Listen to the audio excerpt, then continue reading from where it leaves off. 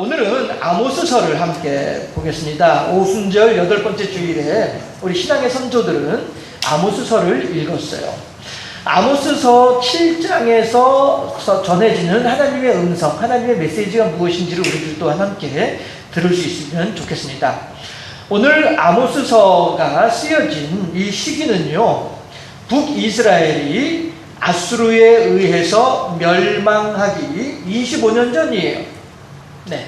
그러니까 나라가 멸망할 때에는요, 멸망할 수밖에 없는 현상들이 있어요. 정치는 정치대로 부패하고요, 백성들은 백성들대로 온갖 탐욕을 따라서 지내게 되고요, 무엇보다도 하나님을 섬기어야 마땅한 백성들이 하나님이 아닌 우상을 섬기는 일들이 더욱더 극심해지는 때가 나라가 망할 때다 하는 것입니다. 네. 특히나 북이스라엘 같은 경우에는 더욱더 그럴 수밖에 없는 것이, 하나님께서 이스라엘 백성들에게 왕국을 허락하시면서 하셨던 약속이 있었죠. 그게 뭐예요? 너희들을 다스리는 왕은 영원히 자손 대대로 다윗의 후손이 너희들을 다스리게 될 것이다. 이게 하나님께서 주신 약속이었어요. 하나님의 뜻이었어요. 하나님의 말씀이었어요. 그런데 다윗이 임금이 되고, 다윗의 아들 솔로몬이 임금이 되고, 솔로몬 때에 성전을 지었죠. 성전을 짓고 궁전을 지었어요. 궁전을 짓고 또 솔로몬은 어떤 외교 정책을 펼쳤느냐 하면 혼인 정책을 펼쳤어요. 그러니까 외국에 있는 왕의 딸, 그 나라의 공주와 결혼을 하는 거예요. 그러면 그 나라의 공주가 이 이스라엘에 와 있으니까 그 나라의 왕은 이스라엘에게 대하여서 반역을 하고 싶어도, 모반을 하고 싶어도 내 딸의 목숨이 어떻게 될까 두려워가지고 감히 솔로몬을 향하여서 반역의 칼을 들지 못하는 이런 풍과가 있는 거예요. 그래서 솔로몬은 외교 정책을 혼인 정책으로 채택을 했던 것이죠. 하다 보니까 세계 각처에서 공주들이 이스라엘로 시집을 오는 거예요. 다윗이 솔로몬에게 시집을 오는 거예요. 그럼 시집을 오면 이 사람들을 한 집에 머물도록 할 수는 없잖아요. 그렇잖아요. 그러니까 집을 다 따로 줘야만 하는 거죠. 예, 집을 따로 주려고 하다 보니까 어떻게 해요? 집을 많이 지어야 되고, 집을 많이 지으려고 하다 보니까 어떻게 해요? 세금을 많이 걷어야 되고, 사람들한테 노역을 많이 시켜야 돼요. 이게 이제 솔로몬이 통치하던 시대에 있었던 일이에요. 그러니까 성경에는 솔로몬 시대에 포도나무와 무화과 나무 아래 백성들이 안연히 거하였다라고 성경에는 적혀 있지만, 그것은 왕이 그렇게 백성들에게 말하고 싶은 내용일 뿐이지 백성들의 실상은 그렇지 못했다 하는 것이죠. 농사 짓고 가정을 돌봐야 될 사람들이 국가의 부름을 받고 노역을 하러 가니까 농사일은 누가 짓냔 말이죠. 그리고 또 세금은 세금대로 무겁게 물리니까 세금 내고 나면 먹을 쌀이 없는 걸, 이러니까 백성들의 삶은 점점 더 힘들어지는 것이죠. 그래서 결국에는 언제 터지느냐 하면은 솔로몬이 죽고 난 뒤에 솔로몬의 아들 르호보암이 왕이 됐을 때에, 그때에 백성들이 들고 일어나는 거예요. 해서 백성들의 대표 몇몇 사람들이 르호보암 임금한테, 이제 갓 왕이 된 르호보암한테 와가지고, 왕이시여, 선왕께서는 우리들에게 이렇게 어렵게 무겁게 일을 시키고 세금을 매기고 했는데 르호보암 임금께서는 우리들에게 좀 살살 좀 해주세요. 좀 봐주세요. 우리가 못 살겠어요. 너무너무 힘들어요. 우리 형편을 좀 보살펴 주세요. 자비와 인애를 베풀어 주시기를 바랍니다. 이게 백성들이 르호보암 임금에게 하는 간절한 소망이었어요. 그랬는데 르호보암이 알았다 하고서는 돌려보내고 난 뒤에 이것을 어떻게 처리하면 좋을까 하고 이 사람 저 사람한테 말을 듣다가 보니까 르호보암이 어떤 생각이 드냐 하면은, 이게 참 한순간 사람의 생각이 이렇게 안타까운 결과를 만들어내는 거죠. 어떤 생각이 드냐면은, 어쭈구리 요것들 봐라, 내가 왕이 된 줄 얼마 안 됐다고 나를 얕잡아 보는구나. 이런 마음이 드는 거죠. 그래서 다시 백성들을 오라고 해가지고 뭐라고 얘기를 했냐면, 얘들아, 내 아버지 솔로몬이 너희들에게 채찍으로 다스렸다고 한다면 나는 너희들을 전갈로 다스릴 것이다. 이게 무슨 얘기냐면, 내 아버지 솔로몬이 너희들에게 일을 10개를 일을 시켰다고 한다면 난 너희들에게 100개를 일을 시킬 거야. 그러니까 너희들은 아무 소리 하지 말고 내 말에 순종해. 나는 너희들의 왕이야. 이렇게 이제 얘기를 하는 거죠. 했더니, 자, 성격도 마주치에서 그렇게 나오는 것처럼요. 르호보암 왕이 그렇게 경솔한 짓을 하다 보니까, 이스라엘 백성들은 또 어떻게 해요? 그래? 그렇다고 한다면 내가 더 이상 당신네들하고 같이 있지 못해. 나 따로 떨어져 나갈 거야. 이것이 이스라엘 나라라고 하는 나라가 생겨나게 된 원인이다 하는 것입니다. 생각해 보세요. 이스라엘 나라는 남유다와 이스라엘로 이제 나뉘게 되는데, 갈라지게 되는데, 르호보암 임금 때에 갈라지게 되는데, 남유다에는 유다 지파와 베냐민 지파 2지파만 남아요. 그리고 나머지 10지파가 다 북이스라엘로 다 가버리고 마는 거예요. 이게 무슨 얘기냐 하면, 하나님께서 분명히 말씀하시기를, 아무리 너희들이 생활하기가 힘이 들고 아무리 너희들이 정말 지내기가 어렵다 할지라도 그래도 믿음의 뿌리 안에 있어야 되는 거예요. 믿음의 울타리 안에 있어야만 하는 거예요. 하나님의 은혜의 그늘 안에 있어야만 한다는 것이죠. 그런데 이 이스라엘 백성들은 그 한순간을 참지 못하는 거예요. 그리고서 뭐라고 하냐면은, 우리가 다윗 가문과 무슨 분깃을 나눌 것이 있겠느냐 라고 하면서, 우리들은 더 이상 다윗을 우리들의 왕으로 삼지 않겠다. 다윗 가문을, 다윗의 후손을 우리들의 왕으로 인정하지 않겠다. 이것이 북이스라엘 사람들의 나라를 만들게 된 동기였더라는 것이죠. 보세요. 얼마나 하나님의 말씀하심은, 하나님의 뜻하심은 온데간데 없이 사라져버리고 말이죠. 그저 자기들의 욕심과 육신의 정욕과 안목의 정욕과 이생의 자랑을 따라서 그렇게 자기들끼리의 새로운 세상을 만들어내려고 했던 사람들이 북이스라엘 사람들이었다라는 것이죠. 이미 북이스라엘 사람들은 그 나라를 시작하면서부터 하나님과는 너무나도 멀리 떨어져 있는 이러한 마음가짐으로, 이러한 생각으로 시작한 사람들이 북이스라엘 사람들이다 하는 거예요. 하다 보니까 이 사람들이 하나님을 제대로 섬길 리가 있겠어요? 어차피 하나님하고 상관없이, 하나님에 대한 믿음과는 전혀 상관없이 시작한 사람들인데, 자기들의 욕심을 따라 시작한 사람들인데 하나님을 제대로 섬기겠어요? 하나님은 그저 우상 숭배하듯이 그렇게 섬기는 거죠. 우상 숭배라고 하는 게 뭡니까? 이따 오후에도 믿음의 본질이 무엇인가에 대해서 우리가 생각을 해볼 것입니다만은, 우상 숭배라고 하는 것이 뭡니까? 그저 나한테 복을 주면 되는 거예요. 나한테 복을 안 주면은 나는 당신한테 경배하지 않을 거야. 나한테 복을 주어야만이 내가 당신한테 경배할 거야. 이게 우상 숭배잖아요. 북이스라엘 사람들은 그렇게 우상 숭배하듯이 하나님을 섬기면서 하나님으로부터 현실적인 복을 받는 것만을 추구하고 있다라는 거예요. 그러다 보니 하나님께서 그들에게 복을 주시겠어요? 당연히 못 받죠. 복을 못 받으니 어떻게 해요? 다른 이 우상들을 섬기는 거예요. 그렇게 하던 중에 북이스라엘에 오므리라고 하는 사람이 왕이 됩니다. 그런데 이 사람이 성경에서는 아주 짧게 그 사람에 대한 기록이 나와 있습니다만은, 여러 학자들이 하는 이야기와 그다음에 고고학적인 발굴을 통해서 오므리라고 하는 사람이 왕이 되고요. 오므리의 아들이 아합 임금이거든요. 그런데 이때에 북이스라엘의 정치적으로 군사적으로 대단한 부흥의 시기가 있어지는 때가 이때입니다.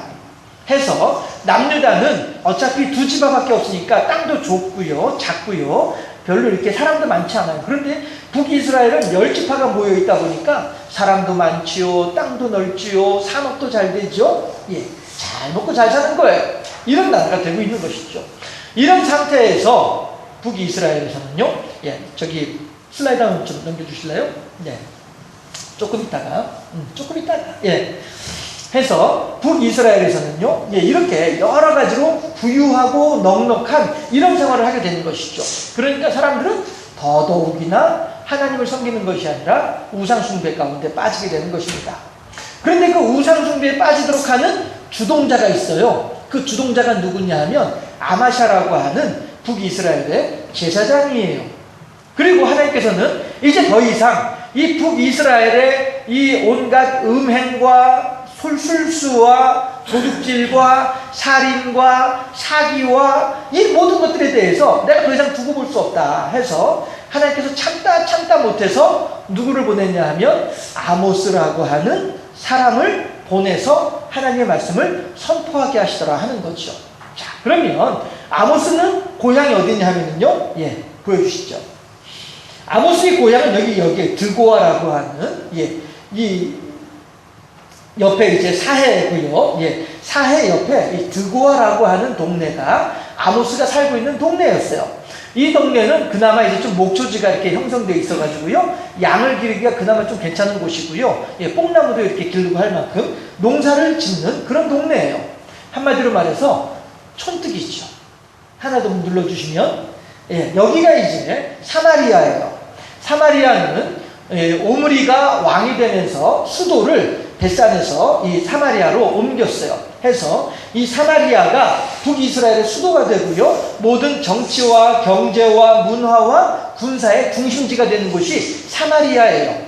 요즘 우리나라로 말하면은 뭐 한 서울이라 좀 얘기할 수 있을까요? 아무튼 제 안에 번성한 아주 휘황찬란한 대도시가 사마리아예요. 그리고 또 하나 눌러주면요, 예, 여기가 예루살렘이에요. 예, 이 당시에 예루살렘은 찌그러질 대로 찌그러져 있는 그런 모습이다라고 하는 것이죠. 사마리아에 비해서 예루살렘은 완전히 촌이었고요, 그나마 예루살렘 밑에 있는 드고아는 촌 중에서 촌이에요. 그러니까 이 북이스라엘에 있는 아모스의 입장에서, 아마샤의 입장에서 보았을 때는요, 이 시골 중에서도 깡촌에서 올라온, 예, 아모스라고 하는 사람은 촌뜨기밖에 안 되는 거예요. 아주 보잘것없는 촌뜨기고 하층민인 것이죠. 자, 이제 중간에 정확히 나와 있지는 않습니다만은 남유다와 북이스라엘의 경계선이 있어요. 예루살렘하고 저 사이에, 예루살렘 바로 위에 보면 이제 경계선이 있습니다. 해서 남유다에 있는 사람이 북이스라엘로 올라간 거예요. 하나님의 말씀을 따라서. 하나님께서 말씀을 증거하라고 했으니까 다음 슬라이드 봅시다. 예, 이것이 이제 아모스와 아마샤라고 하는 두 사람을 한번 비교해 본 거예요. 했을 때에 지역으로 말하면 아모스는 드고아이고요, 아마샤는, 예, 사마리아예요. 방금 전에 보았던 것처럼 드고아는 촌 중에도 촌중이고요, 예, 촌이고요, 사마리아는 아주 휘황찬란한 대도시예요. 예. 그리고 신분으로 보더라도, 예, 아모스는 양치기이고 뽕나무를 재배하는 농부였어요. 반해서 아마샤는 제사장이었어요. 귀족이란 말이죠. 아모스는 천민이란 말이죠. 그리고 환경으로 보더라도 지금 아모스와 아마샤가 대결하고 있는 사마리아라고 하는 이 동네는요, 아마샤에게는 내 땅이에요. 내 고향이에요. 그런데 아모스에게 있어서는 타향이죠. 아주 수십 킬로 떨어져 있는 타향, 거의 100킬로 가까이 떨어져 있는 타향이 되는 것이죠. 그런데 아모스와 아마샤의 신념이 있었어요. 주관하는 것이 있었어요. 굳은 마음이 있었어요. 그게 뭐냐 하면 아모스는 하나님을 의지하는 것이고 아마샤는 자기의 욕심을 따라 움직이는 사람이었다라 하는 것이죠. 이렇게 아모스와 아마샤에 대해서 한번 구분을 해보면서, 자, 그랬을 때에 과연 하나님께서는 이제 이 아마샤로 인하여서 안 그래도 타락해 있고 안 그래도 우상숭배하고 있는 이스라엘 사람들인데 하나님께서는 더 이상 두고 볼 수 없다, 더 이상 참을 수 없다 해서 아모스를 들어서 역사하기 시작하는 거예요. 하나님께서 북이스라엘은 멸망한다, 북이스라엘은 멸망하는데 내가 더 이상 돌이킬 수 없을 만큼 내가 멸망시키겠다 라고 하나님께서 아모스를 통해서 예언하시는 거예요. 그것이 6장까지 7장 9절까지예요. 그러니까 7장 10절에서 이제 아마샤가 여로보암 임금에게 뭐라고 얘기를 하냐면은, 임금님, 지금 저 남유다 촌에서, 드고아라고 하는 촌에서 올라온 촌뜨기가 하나가 있는데 이 촌뜨기가 감히 임금님이 칼에 의해서 죽임을 당하고 이 이스라엘이 망한다라고 하는 이야기를 허무맹랑한 허위 사실을 유언비어를 유포하고 돌아다니고 있습니다. 어찌할까요? 임금이 뭐라고 하겠어요? 여로보암 임금이 당연히 가서 잡아 죽여라 라고 했겠죠. 그러니까 이제 그 뒤에 13절 14절에서 아마샤가 아모스에게 뭐라고 하냐면은 너 지금 내가 좋게 말할 때 얼른 도망가서 너희 고향 땅에 가서 거기에서 살아.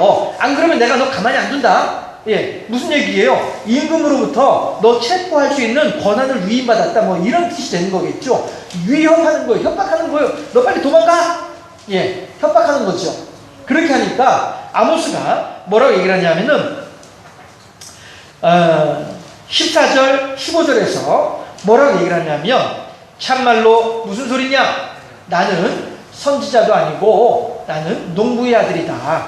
그렇지만 나는 네가 생각할 때 보잘것없는 한 인간일 수밖에 없다. 그렇지만 16절 17절에서 하나님께서 너는 여로보암이라고 하는 임금을 등에 업고 백성들한테 그렇게 못된 짓을 하고 있지만 하나님께서는 지금 우리들에게 너희들에게 말씀하시기를 이 나라가 어떻게 멸망할 것인지에 대해서 말씀하고 있지 않느냐라고 아모스가 아마샤에게 이야기를 하고 있는 거예요. 다시 말해서 너는 나에게 도망가라고 했지만은 난 도망가지 않을 거야. 내가 왜 도망을 가? 하나님의 말씀을 증거해야지. 이것이 아모스의 기본적인 입장이었더라 하는 것입니다.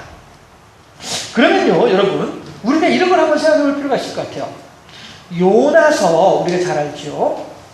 요나가 니느웨에 가서 하나님께서 이 니느웨 성을 물로 멸망시킨다고 하시더라 라고 하니까 이스라엘 그 니느웨 성 사람들이 임금부터 하다못해 기르는 개들까지도 금식을 하면서 하나님께 회개하더라.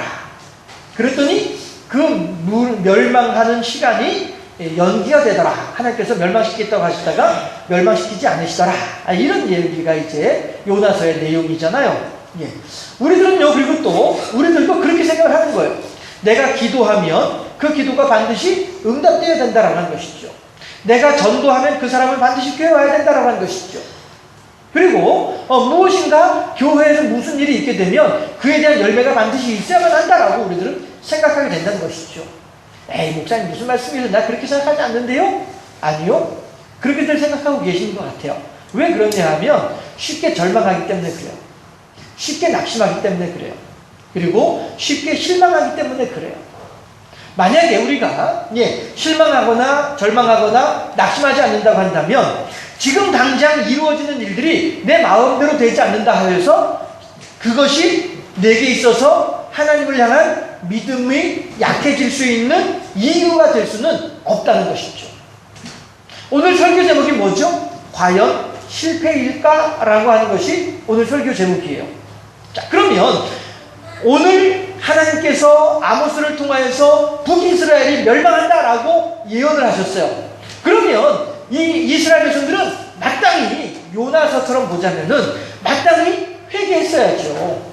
에스더처럼 보았으면은 마땅히 하나님의 영광이 드러났어야만 하죠. 그런데 이 이스라엘 백성들은 하나님의 이름 앞에 무릎을 꿇지 않는 거예요. 도리어 8장, 9장을 보게 되면 하나님께서 여전히 이스라엘을 향하여서 저주를 선포하세요. 멸망을 선포하세요. 무슨 얘기예요? 이스라엘 백성들이 회개하지 않았다는 뜻이 되는 거죠. 그리고 결국에는 25년 후에 바벨론 아수르에 의해서 북이스라엘은 망하게 되는 것입니다. 그렇다면 왜 이럴까? 요나는 훌륭한 사람이고 아모스는 부족한 사람이라서 이런 결과가 생겼던 것일까? 우리들은 이렇게 생각하기 쉽다는 것이죠. 맞아. 나는 기도해도 안 돼. 내가 짓게 무슨 기도한다고 무슨 기도가 응답이 되겠어? 이런 생각과 똑같은 생각이 되는 거예요. 우리들은 늘 성공하기를 바라요. 우리들은 늘 내 뜻대로 되기를 소망해요. 우리들은 늘 내가 원하는 대로 결과가 나타나기를 바라더라라고 하는 거죠. 그러니까 기도하다가 실망하는 거예요. 그러니까 믿음을 가지고 있다가 절망하게 되는 거예요. 그러니까 무엇인가 일을 하다가 포기해버리고 화를 내고 마는 거예요. 그러나 오늘 북이스라엘은 분명히 멸망했습니다. 아모스가 일을 잘못해서 그럴까요? 하나님께서 실수하셔서 그럴까요? 과연 성경은 하나님께서 실패했다라고 지금 이야기하고 있는 것일까요? 아니란 것입니다. 문제는 더 중요한 것은 무엇이냐면 이 이스라엘 사람들이 나라가 망할 때에 아니 내가 왜 망하는 거지? 우리나라가 왜 망하는 거지? 이유는 알고서 망해야지요. 그렇지 않겠어요? 어떤 이유 때문이에요? 이야 내가 그동안에 하나님 말씀을 외면하고 안 들었더니 오늘 이렇게 불행한 일을 당하는구나. 아이고 이럴 줄 알았으면은 진작에 하나님 말씀이라도 잘 들을 걸 한다는 것이죠. 이것조차도 없이 그냥 망하게 한다고 하면은 그것은 도리어 하나님의 사랑과 자비가 아니라고 하는 거예요. 역설적이게도. 이미 이스라엘 사람들은 망하게 돼 있어요.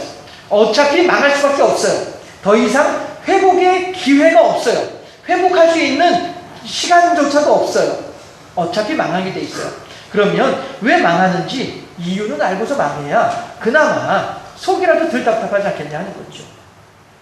두 번째, 이것이 더 중요한 이유고 목적인데 결코 아모스의 역사가 실패한 것이 아니라고 하는 사실이, 우리들의 기도가 실패한 것이 아니라고 하는 사실이, 우리들의 소망이 헛된 것이 아니라고 하는 사실이 무엇이냐면 하나님께서는 이 일을 통하여서 하나님의 역사하심, 하나님의 주관하심이 오늘 하루에 끝나지 않는다라고 하는 사실을 우리들에게 알려주시지 않느냐 하는 거예요.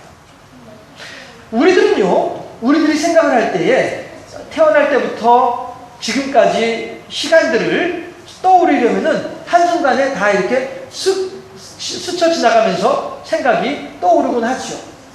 하나님께서는요, 우리들은 겨우 70년, 80년의 생활들을 그렇게 머리에 떠올리고 있어요. 하지만 하나님께서는 태초부터 태말까지의 모든 시간들을 다 그렇게 머릿속에 가지고 계신 분이 하나님이시다는 거죠. 그만큼 이 세상을 주장하시고 주관하시는 데 있어서 치밀하신 하나님이시고 모든 것을 계획하신 하나님이시다는 사실입니다. 따라서 오늘 하루의 일을 보게 되면 아모스는 실패한 거예요. 오늘 하루를 보면 우리들은 기도 응답받지 못한 거예요. 오늘 하루를 보면 내가 그만큼 노력했던 것은 이루지 못한 실패한 것이나 마찬가지예요. 하지만 우리들 마찬가지로 오늘 하루만 살고 끝나는 인생이 아니지 않느냐 하는 거예요. 우리들은 앞으로 10년, 20년, 30년을 살고요. 경우에 따라서 40년, 50년을 사는 사람도 이 자리에 있습니다. 그렇다면 오늘 하루만 가지고, 오늘 하루의 결과만 가지고 하나님에 대해서 하나님은 없다. 오늘 하루의 결과만 가지고 하나님 기도 응답하지 않는다. 오늘 하루의 결과만 가지고서 나는 아무것도 아니다. 스스로 재단할 것이 아니다라고 하는 사실이에요. 하나님께서는 우리들을 통하여서 10년 후에 어떤 일들을 어떻게 이루실지, 20년 후에 어떤 열매를 우리들을 통해서 만들어내실지 알 수 없지 않느냐 하는 거예요. 우리들은요, 아마샤를 볼 것이 아니라, 우리들은요, 요나를 볼 것이 아니라, 물론 요나를 통해서 그렇게 사랑과 자비를 베푸신 하나님을 우리가 볼 수 있습니다. 하지만 아모스를 통해서는, 그와 더불어서 아모스서를 통해서는 길게 보시고 멀리 보시고 넓게 보시는 하나님, 내 생각에는 별거 아닌 것처럼 보이고, 내 생각에는 절망할 수밖에 없고, 내 생각에는 돌아가는 길이고, 내 생각에는 절망의 길인 것처럼 보이지만 이 신앙 부여잡고 주님께 나아갈 때에 주님께서는 반드시 우리들을 통하여서 승리의 역사를 써나가신 줄로 믿습니다. 이것이 우리들의 신앙의 기본이다라고 하는 거예요. 이것이 우리들의 믿음의 시작이다라고 하는 거예요. 이 믿음을 가지고 있을 때에 오늘 하루 기도해서 응답받지 못한다 할지라도 나는 여전히 내일도 기도할 수 있는 거예요. 오늘 하루 내가 전도해가지고 그 사람이 교회 나오지 않는다 할지언정 나는 그래도 여전히 내일도 소망을 가지고 그 사람에게 전도할 수 있는 거란 말이죠. 오늘 하루 내가 힘을 써가지고 일을 했는데 내가 원하는 만큼 결과가 안 나왔다 할지라도 우리들은 이 믿음을 가지고 있으면 멀리 보고 길게 보고 넓게 보고 높게 보는 하나님의 능력을, 하나님의 시각을 우리들도 가지고 있다고 한다면 우리들은 오늘의 시간들을 결코 실패했다라고 단정짓지 않는다라는 것이죠. 하나님은 그렇게 우리들에게 역사하고 계시다 하는 것입니다. 이 땅에는요, 그동안에 역사적으로 3번의 성전들이 있었습니다. 하지만 그 3번의 성전들 다 무너지고 말았어요. 그렇다고 한다면 하나님께서는 쓸모없는 일들을 하셨나요? 하나님께서는 쓸데없는 짓들을 하신 건가요? 아니라는 거예요. 그렇게 성전이 세워지고 무너지고 세워지고 무너지고 세워지고 무너지는 과정을 통해서 이 세상의 모든 역사를 주장하시고 주관하시는 하나님이신 것을 우리들에게 보여주고 계시고, 또한 우리들의 시각이 이 땅에만 머무를 것이 아니라 하늘을 바라볼 수 있는 시각이 되어야 된다라고 하는 사실을 우리들에게 말씀해주고 계시는 것이 세 번의 성전 역사와 세 번의 성전을 무너뜨리는 역사 속에 있는 하나님의 말씀이다라고 하는 사실이에요. 우리들은 성공주의적인 신앙생활을 벗어날 수 있어야 돼요. 내가 기도했으니까 반드시 응답 받아야 돼. 내가 기도했으니까 이 병은 고쳐져야 돼. 안 고쳐졌는데? 그래, 그럼 앞으로 기도 안 해. 이것은 너무나도 근시안적인 신앙이고요, 하나님께서 원하시는 신앙의 모습이 결코 아니다라고 하는 것입니다. 비록 오늘 하루 내가 걷는 이 길이 굽어도는 길인 것처럼 보이고 내 앞에 인생길에 다가오는 어려운 일들이 내게 너무나도 힘들고 어려운 것처럼 여겨질 수 있을런지 몰라도, 하나님은 실수하지 아니하신다. 하나님께서는 결코 나로 하여금 잘못된 길로 가게 하지 아니하신다. 하나님은 결코 나로 하여금 어두운 가운데, 어려움 가운데, 고난 가운데 내어버려 주신 하나님이 아니시다. 하나님의 때가 되면 반드시 나를 이 깊은 수렁에서 건져내실 것이다. 이 하나님을 믿는, 하나님을 의지하는 믿음 가운데 오늘 하루를 가지고 하나님을 재단하는 근시안적인 신앙이 아니라 결코 하나님을 실수하지 아니하신다. 결코 하나님의 역사는 실패가 없다. 이 믿음 가운데에서 오늘 하루를 더욱더 믿음 가운데, 소망 가운데, 하나님을 향한 사랑 가운데 하나님과 더불어 동행하는 행복으로 살아가는 우리 모두가 될 수 있기를 바랍니다.